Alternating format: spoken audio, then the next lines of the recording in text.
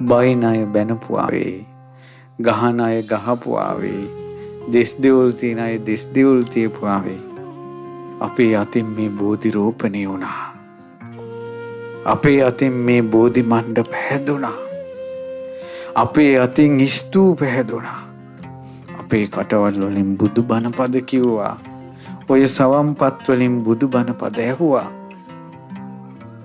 ඔය අත් වලින් දම් බෙදුවා. ඔය අත් වලින් මල් පිදුවා.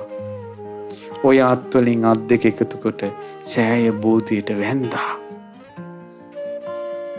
ඔය පින් තියෙන්නේ සිහි කරන්න. තව තව පින් කරන්න.